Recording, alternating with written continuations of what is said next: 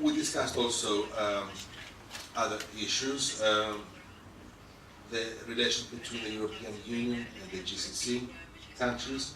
I informed my colleague and friend that the relations between the European Union and the GCC will be a priority for Cyprus during the presidency of the European Union. Cyprus will be taking over in the second half of 2012, that's next year. And we have already said as one of our top priorities expanding the relations with the GCC.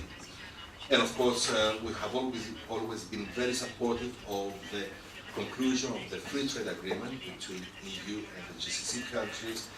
We are among those who are very frustrated for not moving forward, and I'm confident that if the necessary goodwill is shown from both sides, we will be able to move with a successful outcome in this negotiation for the principal position on the Cyprus issue.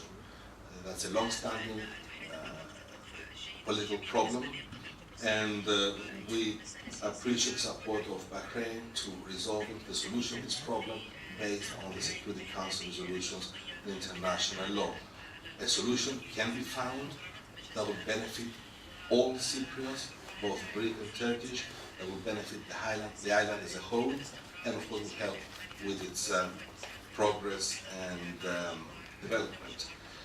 From our part, we are very much committed to resolve this problem. It's an international problem of foreign invasion and occupation of part of a sovereign state, but the negotiations are taking place between the two communities under the auspices of the United Nations. Today, as we speak, there is a new meeting in Geneva between the President of Cyprus, the Turkish Cypriot leader, and with the Secretary General of the United Nations to help boost and give a new momentum to the negotiation process.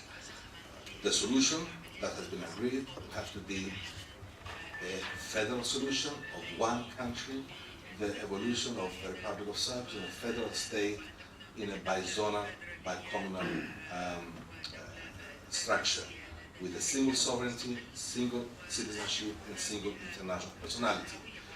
This has been endorsed by the United Nations Security Council resolution, by the European Union, and we believe that forms the basis to have a solution that will benefit the whole population of the country.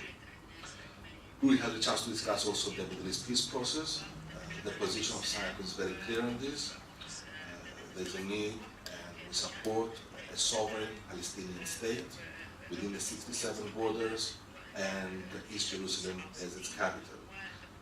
We are very appreciative of the Arab Peace Initiative, and we think it's very important that the international community works on that basis and promotes it. Of course, we all know that unfortunately the process is not moving and that there hasn't been any progress. On the contrary, things have stopped in this negotiation effort.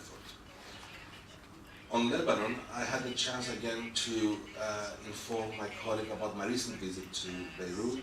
I spent 2 days there meeting with everybody, all political parties and religious groups. As you know, Lebanon is literally next door to Cyprus. We're interrelated.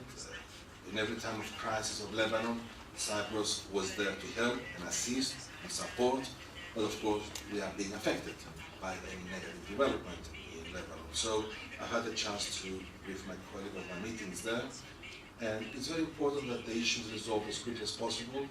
There's a constitution, democratic process. We urge for a speedy resolution to this political deadlock.